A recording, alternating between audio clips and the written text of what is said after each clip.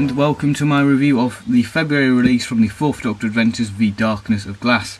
So before I look at this story, let's do my usual procedure where I look at the cover, booklet and then the disc, and then my overall thoughts on this story. And all I'm going to say for now is it's definitely an interesting story. So let's go and have a look at the cover. So for the cover we have Doctor Who there, Tom Baker, Louise Jameson, The Darkness of Glass by Justin Richards. Then we have the 4th Doctor ident there. Then we have the cast members. Then we have Leela. Then we have the sort of demon creature. Then we have the sort of stained glass window.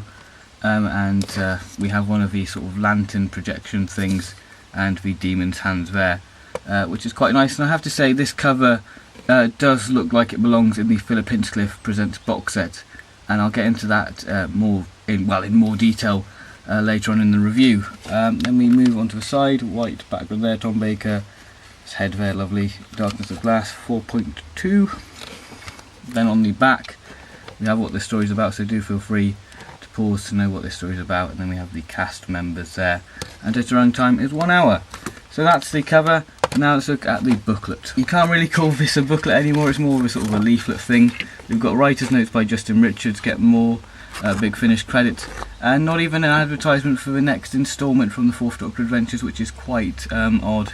And of course we have the reversible cover and there. Here we have the disc for this adventure. Okay, so what are my thoughts on Darkness of Glass? Darkness of Glass is very much in the same tone as a Philip Hinchcliffe and Robert Holmes era story, with this story having this very gothic style, with it using traditional horror elements such as shadow, supernatural and isolation. What gives the story quite a rich atmosphere throughout the story. And this story does sort of spark similarities between, existing Philip Hinchcliffe stories such as Horror Fangrok and the Isolation, and also Devil's Armada, which is great because if you've seen my Philip Hinchcliffe review box set review, then you'll know I'm a huge fan of that story and it's my favourite 4th Doctor adventure. So having that sort of similarity just makes me enjoy this story even more. Performance wise, Tom Baker really does have some great bits in this, and my favourite bit is when he's looking through the records and he gets this superb one-liner.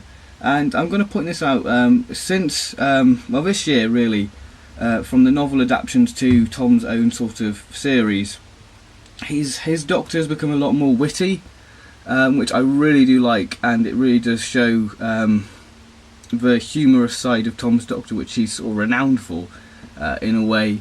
But I think it's not in your face sort of humour. He's not just cracking jokes left, right and centre. It's very subtle, and I like that, but works well in this story because it's quite a dark story in places. So I think having that little bits of odd humour just breaks the story down and becomes more enjoyable. Louise Jameson is on fine form, with Leela getting stuck in this adventure, which is really pleasant to see her back in the forefront of this audio. Because in the Exelons, if you listen to it, she was very much underused, which was a terrible shame, really. And it's just great to have Leela back as the feisty companion, which we all love, because Leela's a great companion, and Nick Briggs just sort of let her down, really, in that adventure. So it's just nice to have Leela having a bit more to do in this story, which I think is another positive to this story.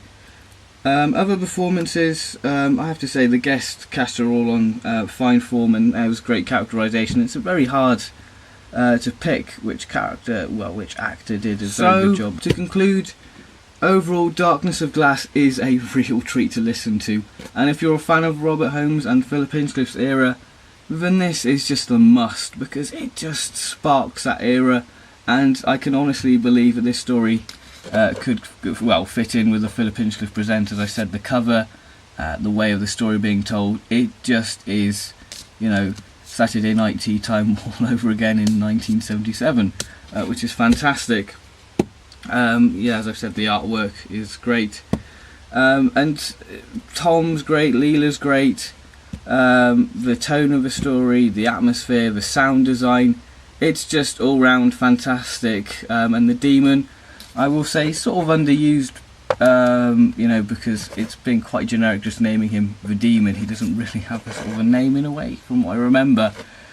But yeah, you can't have it all for an hour story. It's well paced, but that's the only problem with these sort of Fourth Doctor adventures, is some just go way too quickly. The pacing is great, but you sort of feel like there should be a bit more. So I think this story could work with a bit more development, just to give the demon character a bit more background, because he does have a good background story, but I feel like you could go in a bit more depth, which would be really nice to see.